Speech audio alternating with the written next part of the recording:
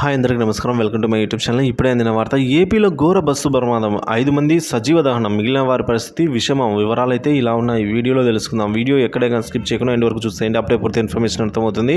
అలాగే వీడియో నచ్చినట్లయితే ఒక లైక్ చేయండి. ఇంకా సబ్స్క్రైబ్ చేసుకున్నట్లయితే మన ఛానల్ సబ్స్క్రైబ్ చేసుకోవడం ద్వారా నేను చేసే ప్రతి ఒక్క వీడియో మీ వరకు రీచ్ అవుతుంది. ఇక వివరాలకు వెళ్ళినట్లయితే నిశిరాత్రిలో ఘోరం అండి. 5గురి సజీవ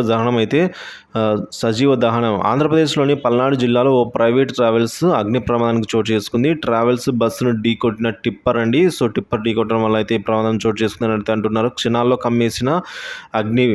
సో ఈ విధంగా అయితే ఉంది.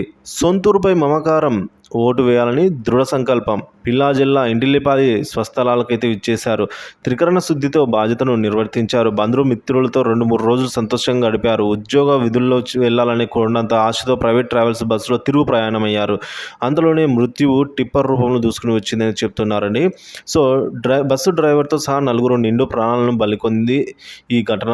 సో కళ్ళు తెరిచి చూసే లోపే అగ్నికిళ్లకు ఆహుతైన విషాదం ఇది. సో గాఢ నిద్రలో ఉన్న పదుల సంఖ్యలో ప్రయాణిస్తున్న ప్రయాణికులకు తీవ్ర గాయాల పాలు చేసింది ఈ ఘటన అనేది.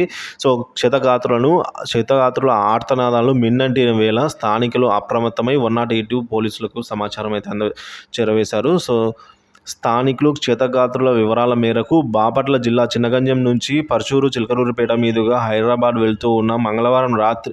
వెళ్లేందుకు మంగళవారం రాత్రి అరవింద ప్రైవేట్ ట్రావెల్స్ బస్సు 40 మంది ప్రయాణికులతో బయలుదేరింది. వీరిలో చినగంజం, గొనపూడి, నిలాయపల్లెం వారు ఎక్కువగా ఉన్నారు. వీరంతా సార్వత్రిక ఎన్నికల్లో ఓటేసి హైదరాబాద్కు తిరుగు ప్రయాణమైన వారే. మంగళవారం రాత్రి 1:30 గాను సమయంలో చిలకలూరిపేట మండలానికి అన్నంబట్లపాలెం వారి పసుమూరు గ్రామాల మధ్య అయితే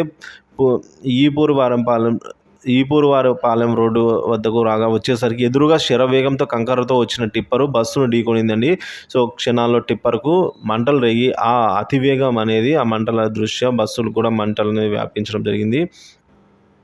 సో తెల్లారిన బతుకులను అయితే అంటున్నారు. ప్రమాద తీవ్రతకు క్షణాల్లో ట్రావెల్స్ బస్సు డ్రైవరు, మరో 4 ఆహుతైపోయారు. సో మరో 20 మంది వరకు అయితే తీవ్ర గాయాల పాలయ్యారు. క్షతగాత్రుల ఆర్తనాదాలు, బంధుమిత్రుల శోకాలు ఆ ప్రాంతాన్ని విషాద ఛాయలనుకున్నాయి.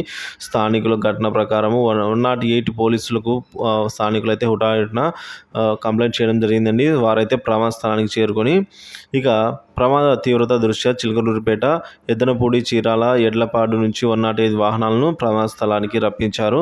బస్సులో చిక్కుకుపోయిన వారిని బయటికి తీసి 108 వాహనాల్లో 20 మంది క్షతగాత్రులను చిలకలూరిపేట ప్రాంతీయ వైద్యశాలకు తరలించారు. సో చిలకలూరిపేట నుంచి అగ్నిమాపక ఫైర్ ఇంజన్లను తీసుకొని వచ్చి మంటలను అయితే ఆర్పడం జరిగింది. సో దీంతో పరిస్థితి అయితే అదుపులోకి వచ్చిందని చెప్తున్నారు. సో బైపాస్ వర్క్స్ జరుగుతూ ఉండడంలో తార్ రోడ్డుపై అయితే భారీగా మట్టి పేరుకుపోవడం వల్లనే టిప్పరు వేగంగా దూసుకురావడం, డ్రైవర్ వేగాన్ని కంట్రోల్ చేయలేకపోవడం ప్రమాదానికి కారణం అనేది ప్రాథమికంగా తెలుస్తోంది.